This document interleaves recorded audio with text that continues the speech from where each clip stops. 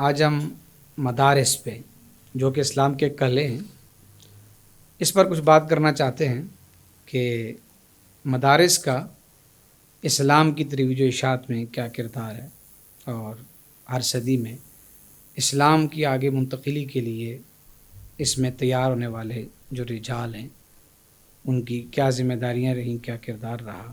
ہم اسلام کے پہلے مدرسے کا نام دار ارقم کہیں گے، پہلے مدرسہ کا نام دار ارقم، جی وہاں سے پھر جو ہے وہ مدینہ میں آئے صفہ۔ تو اصحاب صفہ کا جو چبوترا ہے ہم اس کو کہیں گے کہ وہ اسلام کا مدرسہ ہے۔ تو برا کہتے ہیں میں سوچنے لگا کہ دودھ کا ایک پیالہ ہے اور سب کو سرکار بلا رہے ہیں، بہرحال سرکار کا حکم تھا، میں چلا گیا، میں نے صحابہ کو جمع کیا، وہ 70 صحابہ ہو گئے اور پلانے پہ ڈیوٹی بھی سرکار نے میری ہی لگائی اور میں اس پہ بھی دیکھ رہا تھا کہ ایک پیالہ ہے، میری پتہ نہیں باری بھی آئے کہ نہ آئے۔ یہ بڑا زبردست جملہ کوٹ کیا تھا ڈاکٹر اشفاق نے، تھا تو وہ اردو ادب کا بندہ، کہنے لگا یہ جو اتنے لوگ علماء پر اعتراض کرتے ہیں نا، یہ کیوں کرتے ہیں؟ کہنے لگا یہ سب اپنی اپنی خواہشات کو غلام ہوتے ہیں، وہ اپنی خواہشات کے سامنے انہیں قرآن و حدیث کے احکامات جو ہے نا وہ بہت بڑا طوفان نظر آتے ہیں، بہت بڑی دیوار نظر آتے ہیں۔ تو یہ اتنے بدبخت ہوتے ہیں کہ اپنے من میں معاذ اللہ ثم معاذ اللہ یہ خدا رسول کو گالیاں دینے کے لیے تیار بیٹھے ہوتے ہیں، صرف ماحول اور سماج معاشرے کے ڈر کی وجہ سے علماء کو کہتے ہیں۔ یعنی اسلام وہ والا گالی غصہ دینی ہے، اسلام اللہ رسول پر، یا وہ علماء پر نکالا، علماء وہ پر والا نکالا۔ غصہ، اسلام کو گالی دینی تھی تو وہ گالی انہوں نے علماء کو دے دی، کیونکہ اسلام ان کو پابند۔ آپ دیکھیں ہر ایک بندے کے لیے ڈگری ضروری ہے جو کسی شعبے میں جانا چاہتا ہے۔ فزکس کے اندر جو اگر کوئی آنا چاہتا ہے اس کے پاس فزکس کی ڈگری ضروری ہے، جو کیمسٹری میں آنا چاہتا ہے اس کو ماسٹر کیا ہوا ہو، ایم فل کیا ہوا وہ ضروری ہے، اداروں کے اندر ضروری ہے، لیکن دین کی بات کرنے کے لیے کوئی ڈگری کی ضرورت نہیں ہے۔ انجینئر جیسے پاگل بھی بیٹھ کے آج رمضان شریف ابھی گزرا ہے، ہاں جی وہ سارے جو پورا سال جو ادھر ادھر کی سارے کام کرتے ہیں، نہ کرنے والے سارے کام رمضان شریف میں وہ لوگ نہیں، وہ انجینئر اسکالر بنا بیٹھا ہے، جو پوری دنیا کا اسکالر بنا بیٹھا ہے انجینئر، جسے دین کی الف بے کا ہی نہیں پتا۔ تو یہ اصل میں مدارس کی مخالفت کر کے ایسے لوگوں کو بھی آگے لانا چاہتے ہیں۔ تو علامہ اقبال نے پھر جواب دیا کہ ان کو ان کے حال پہ چھوڑو۔ اس اقبال نے کہا کہ جب میں جرمنی سے پی ایچ ڈی کر کے آیا تھا میرے بھی یہی جذبات تھے جو آج تمہارے ہیں، افکار جوانوں کے خفی ہوں کہ جلی ہوں، پوشیدہ نہیں مرد قلندر کی نظر سے، مجھ کو بھی ہے معلوم سبھی حالات کہ میں بھی مدت ہوئی گزرا تھا اسی راہ گزر سے۔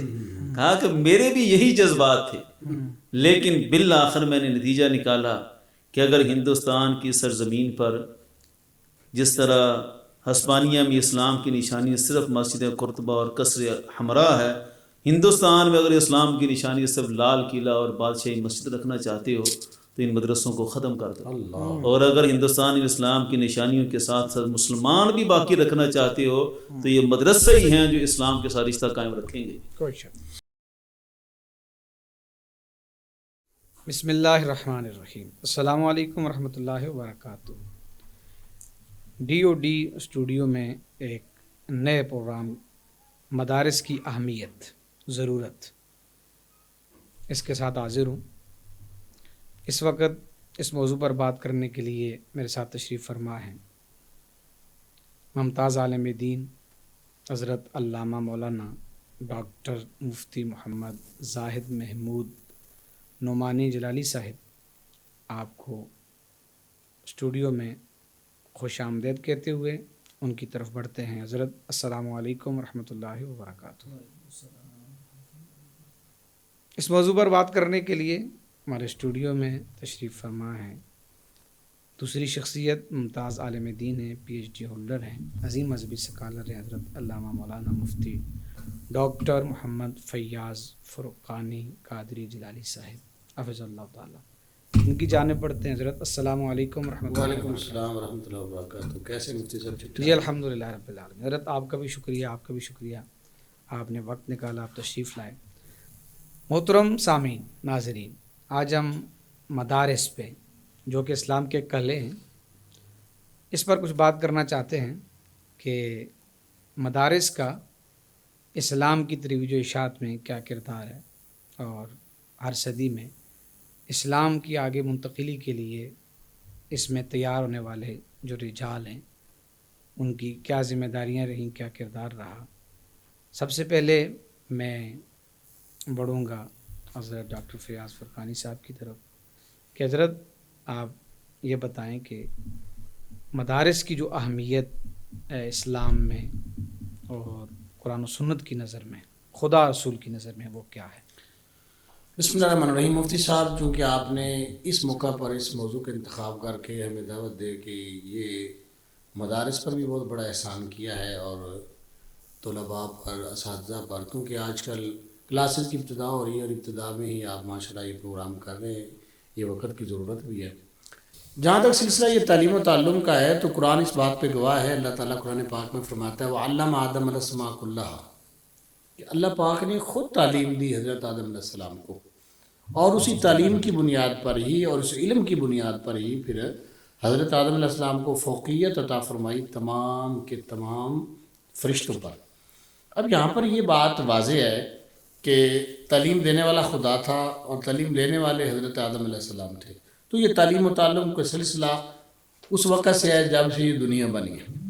اور پھر اب جب ہم قرآن و سنت میں اور ایک لحاظ سے دیکھتے ہیں تو قرآن مجید فرقان حمید میں ایک آیہ مقدسہ ہے، اللہ پاک فرماتا ہے وَاصْبِرْ نَفْسَكَ مَعَ الَّذِينَ يَدْعُونَ رَبَّهُمْ بِالْغَدَاةِ وَالْعَشِيِّ۔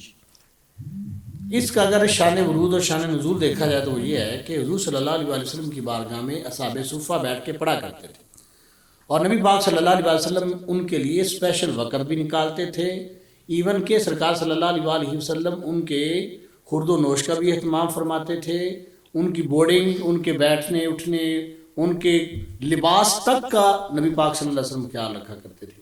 کچھ لوگوں نے کہا جناب آپ ان لوگوں کو بٹھا کے پڑھاتے رہتے ہیں تو آپ ان کو یہاں سے اٹھائیں، یہ غریب لوگ ہیں، انہوں نے جو ہے وہ بوری کا لباس پہننا ہوتا ہے، ان کے پھٹے پرانے کپڑے ہوتے ہیں، سینے کی اسمیل آتی ہے، یہ اس وقت بات ہے، یہ اس وقت کی بات ہے، آپ ان کو یہاں سے اٹھائیں، ہم آپ کے قریب بیٹھنا چاہتے ہیں، ہم پیسے والے لوگ ہیں، دولت والے لوگ ہیں، اس وقت کے عمرا عمراء ہے، وہ یہ کہہ رہے تھے کہ ہم قریب بیٹھیں گے تو ظاہری بات ہے اس میں جو ہے وہ ہماری بھی عزت ہے، وہ اصل میں یہ چاہ رہے تھے۔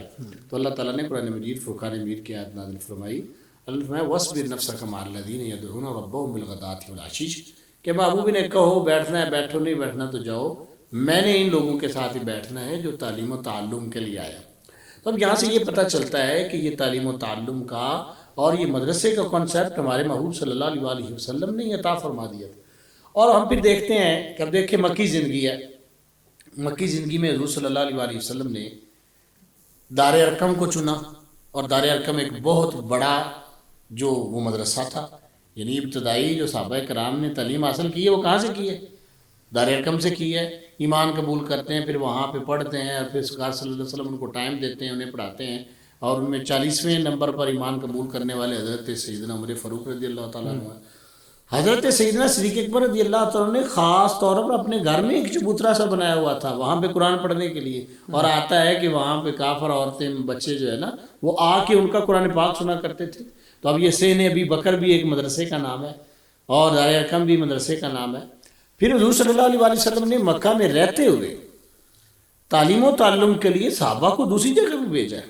حضرت مصعب بن عمیر کو حضور صلی اللہ علیہ وسلم نے، حضرت برا بن عازب کہتے ہیں کہ مصعب بن عمیر ہمارے پاس آئے اور ابھی حضور صلی اللہ علیہ وسلم ہجرت کر کے مدینہ تشریف نہیں لائے تھے، وہ آ کے ہمیں پڑھایا کرتے تھے، اور آپ فرماتے ہیں کہ سبح اسم ربک الاعلی، یہ والی صورتیں میں نے حضور صلی اللہ علیہ وسلم کے آنے سے پہلے ہی وہاں پہ پڑھ لی تھی۔ تو اب یہاں سے یہ پتہ چلتا ہے کہ حضور صلی اللہ علیہ وسلم کے آنے سے پہلے ہی مدینہ شریف کے اندر مدرسہ جو ہے وہ بن چکا تھا۔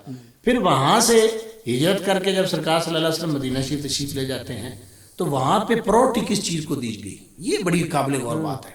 ایک تو مسجد قباء کا بنانا، پھر مسجد نبوی کا بنانا، اور اس میں سب سے اہم جو تھی وہ اصحاب صفہ کا جو چبوترا تھا وہ اہم جگہ تھی۔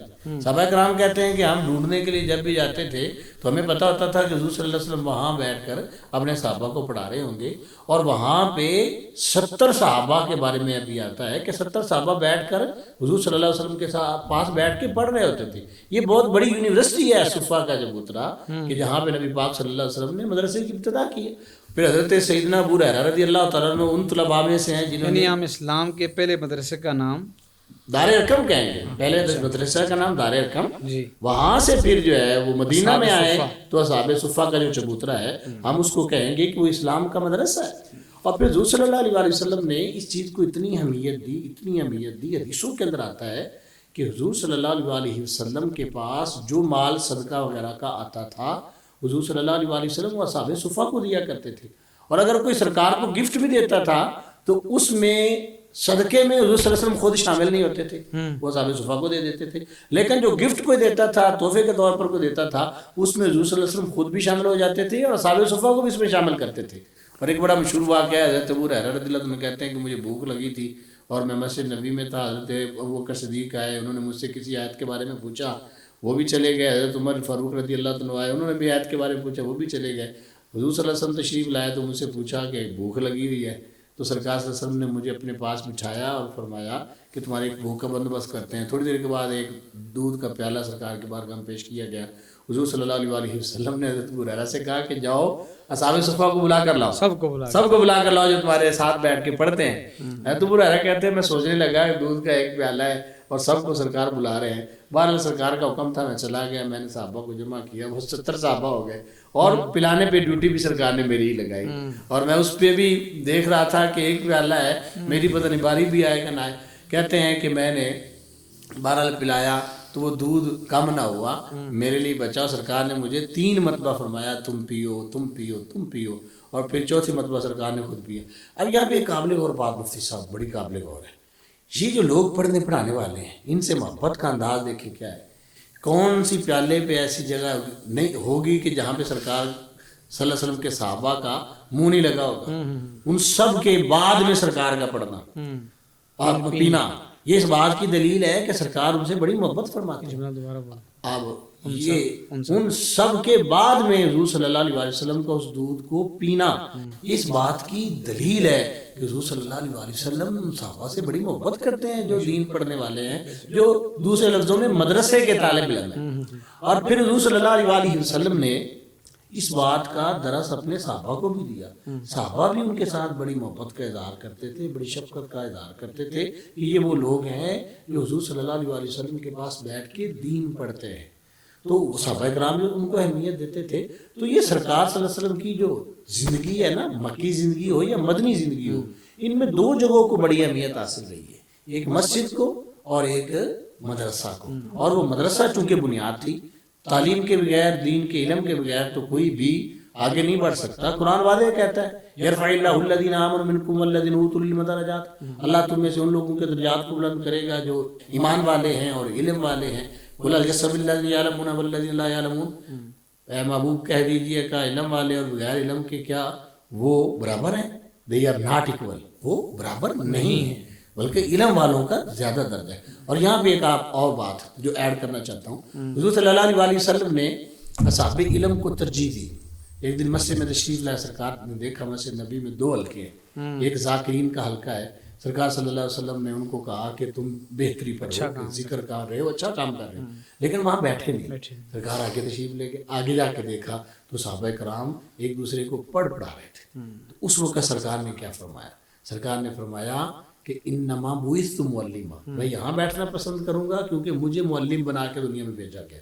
تو یہ مدرسہ کوئی عام کام نہیں ہے، یہ تو نبوی مشن ہے اور نبوی کام ہے جو مدرسے والا کام کر رہے ہیں. تو دین کے لحاظ سے ایک اور مسلم کی حدیث سرکار میں مجتمع قوم فی بیت من بیوت اللہ یتلون کتاب اللہ ویتدارسونہ بینہم الا نزلت علیہم السکینہ وغاشیتہم الرحمہ وحفتہم الملائکہ وذکرہم اللہ فی من عندہ. حضور صلی اللہ علیہ وسلم نے ارشاد فرمایا کہ جہاں پہ بیٹھ کے لوگ قرآن و سنت کو پڑھتے پڑھاتے ہیں ان پہ اللہ 4 قسم کے انعام نازل فرماتا ہے. سب سے پہلے اللہ پاک ان کے اوپر رحمت نازل فرماتا ہے، اور پھر حضور صلی اللہ علیہ وسلم نے ارشاد فرمایا سکون نازل فرماتا ہے. پھر فرشتے آتے ہیں، ان کا طواف کرتے ہیں، اور اللہ تعالیٰ فرشتوں کے سامنے ان کا ذکر کرتا ہے ان پڑھنے پڑھانے والوں کا. یہ دیکھو میرے نبی کے دین کو پڑھ رہے ہیں، سیکھ رہے ہیں اور سکھا رہے ہیں. ان تمام دلائل سے ہمیں یہ پتہ چلتا ہے کہ قرآن و سنت میں ان کی بڑی اہمیت ہے، مدرسے کی، تعلیم کی، تعلم کی، پڑھنے کی، پڑھانے کی. حضور صلی اللہ علیہ وسلم کی بارگاہ میں، اللہ کی بارگاہ میں ان کا بڑا مقام ہے، اور یہ اسلام کا شروع سے ایسا کام رہا ہے کہ جس کی طرف سرکار کے زمانے میں بھی اور بعد والے زمانوں میں بہت زیادہ توجہ دی. ماشاء اللہ حضرت قبلہ نے بڑے خوبصورت پیرائے میں دینی مدارس کا ایک جو تسلسل ہے جس کا پس منظر انہوں نے بیان کیا قرآن و سنت سے. ہم آگے بڑھتے ہوئے اب اس پہ بات کرنا چاہیں گے کہ یہ مدرسہ تاریخ تو انہوں نے اس کی ابتدا آغاز اس کا انہوں نے بیان کیا، اس کا جو تاریخی تسلسل ہے اس کو بیان آپ کر دیں، اور اس کے ساتھ ساتھ کہ ان مدارس نے جو اسلام میں اس کے پھیلاؤ میں ترویج و اشاعت میں اپنا نمایاں کردار ادا کیا ہے اور جو عظیم رجال تیار کی، یہاں تک کہ بڑے بڑے وقت میں سائنسدان اور بڑے بڑے علوم کے ماہر، دنیاوی اور سائنسی علوم کے ماہرین بھی اسی مدرسہ کی چٹائی سے تیار ہوئے۔ بسم اللہ الرحمن الرحیم۔ یہ بالکل بے شک ایسے ہی ہے۔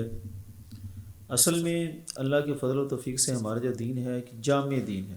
الحمدللہ، اس دین کے اندر اللہ رب العزت نے سب کچھ رکھا ہے، دین اور دنیا دونوں چیزیں اس میں جامع طور پر بیان کی گئی۔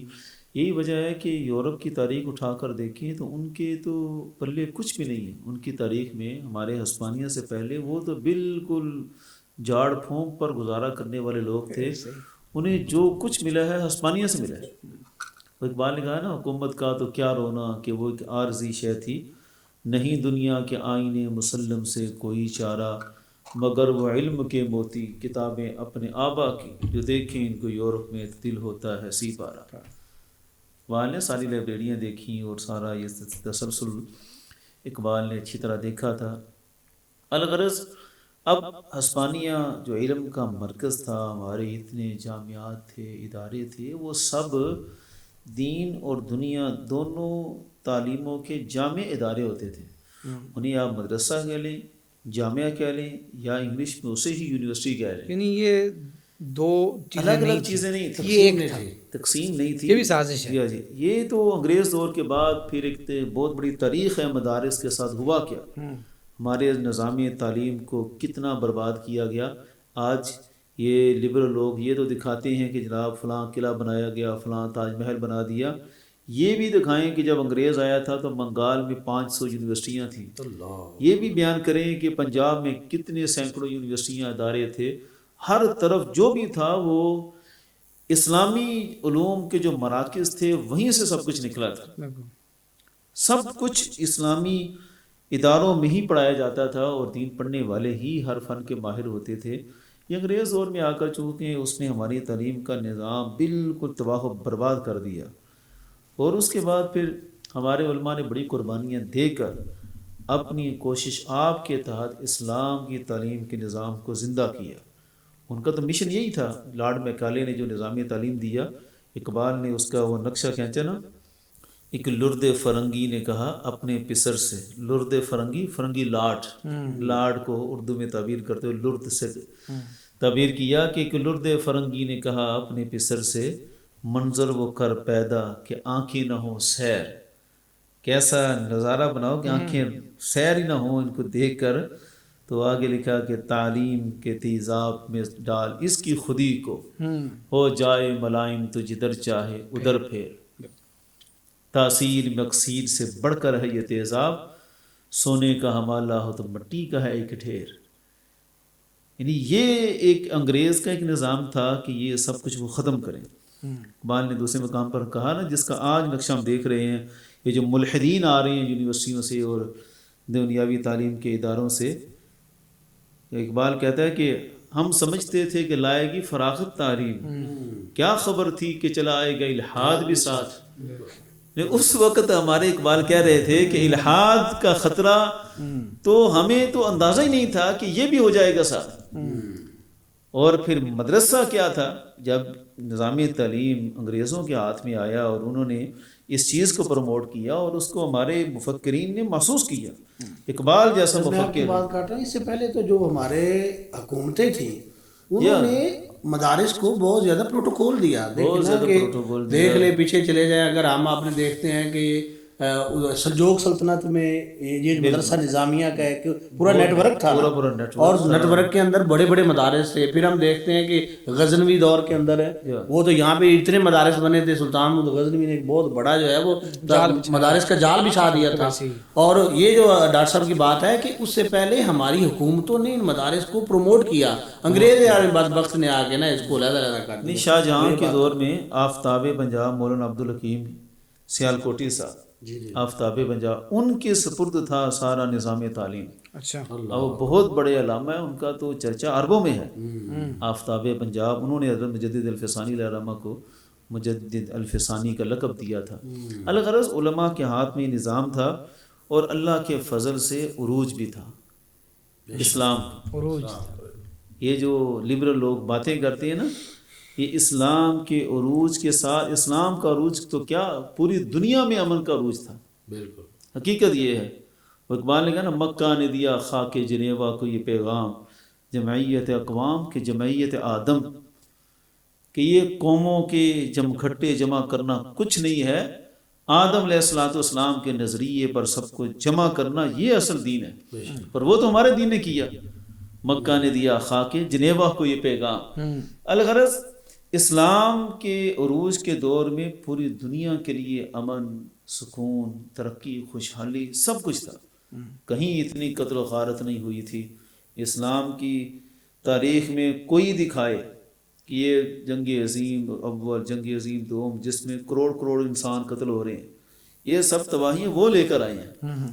الغرض قصہ مختصر، اسلام کا عروج تھا اور وہ سارا عروج کہاں سے آیا؟ وہ مدارس دینیہ ہی تھے جو ایجادات بھی کر رہے تھے، ایجادات کی بنیادیں بھی رکھ رہے تھے اور اپنے دین میں بھی بہت پختہ تھے.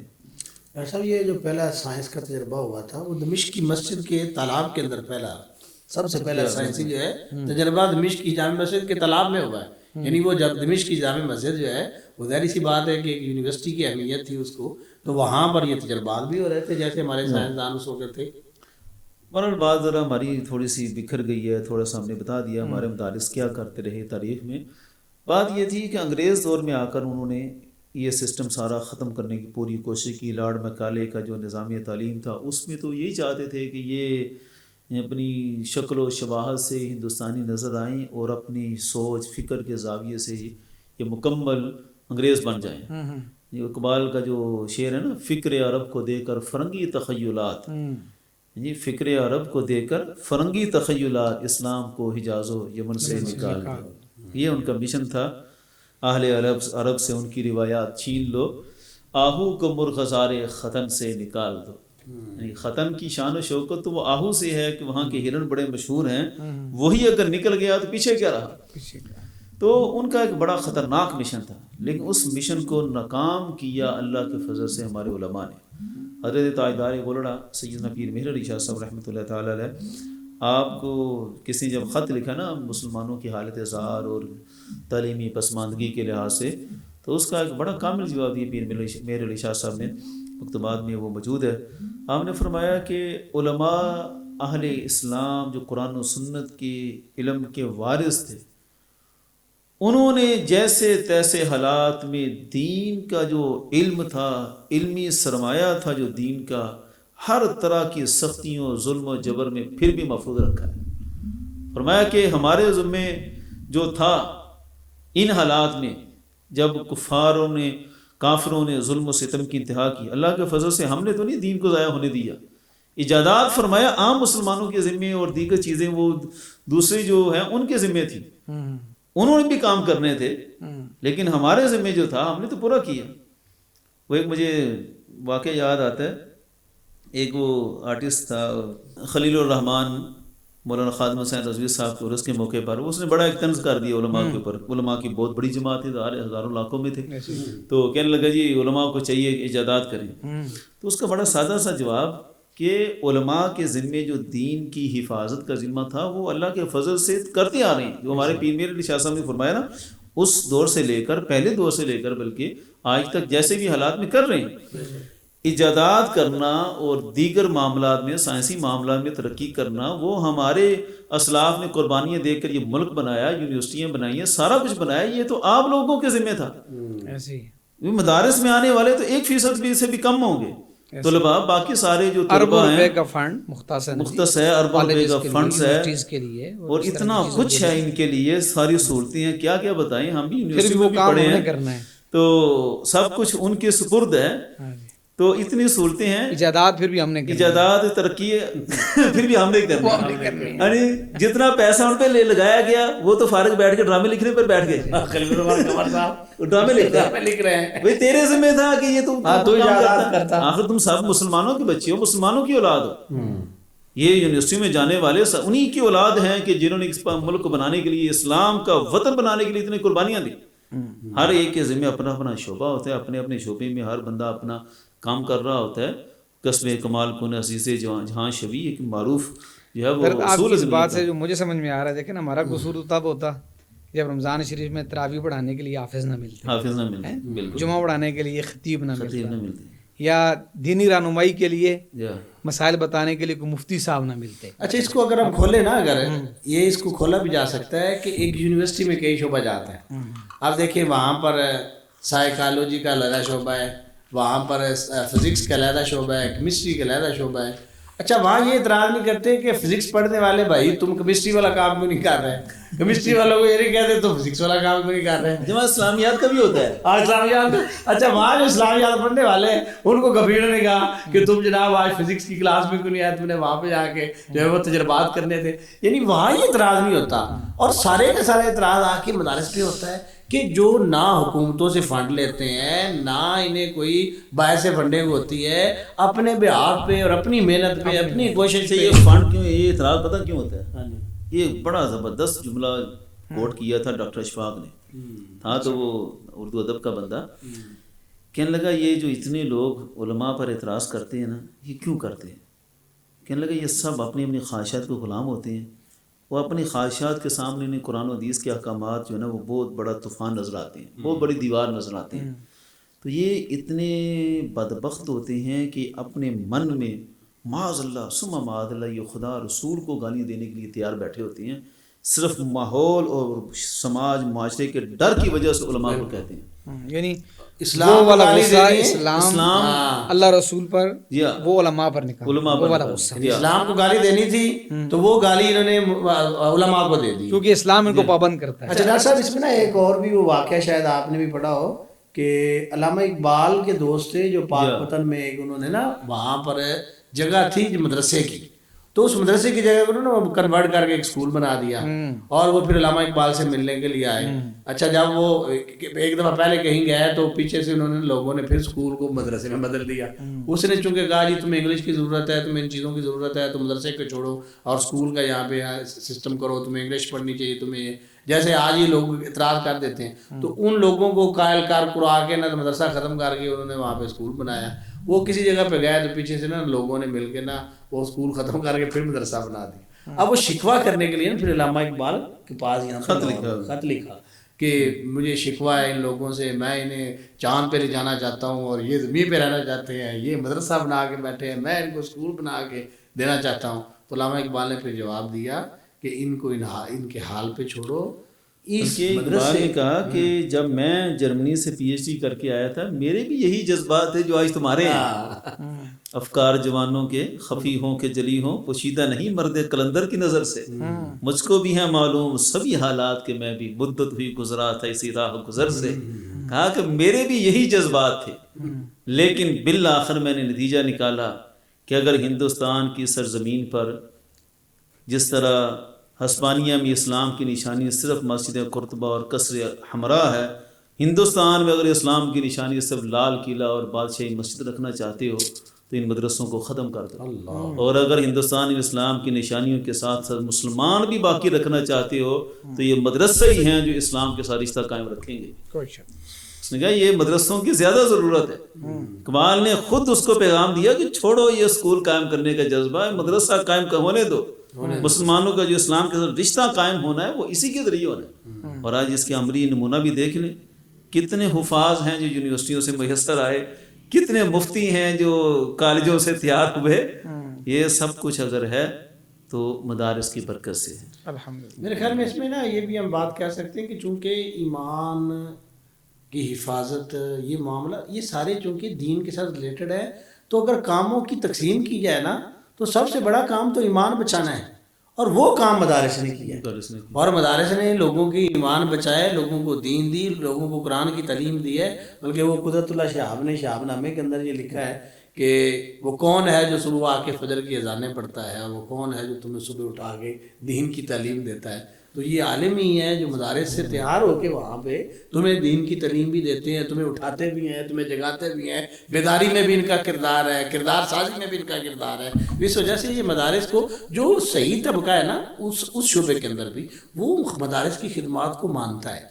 یہ جو لوگ اعتراض کرتے ہیں وہ ڈاکٹر صاحب والی بات ہے کہ یہ نا اصل میں اسلام کے دشمن ہے، حقیقت کے اندر اسلام کے دشمن ہے. اسلام ان کو پابند کرتا ہے نا، ہاں جی، اسلام حلال حرام کی تمیز کروانا چاہتا ہے. جی بالکل، اور یہ نہیں کرنا چاہتے. جی بالکل. اس وجہ سے پھر یہ وہ سارا غصہ وہ پھر علماء. اچھا، اس کو اگر ہم اس کے ساتھ یہ بات بھی ایڈ کر لینا کہ مدارس کا کام جو تھا نا وہ قرآن و سنت کی تفہیم تھی.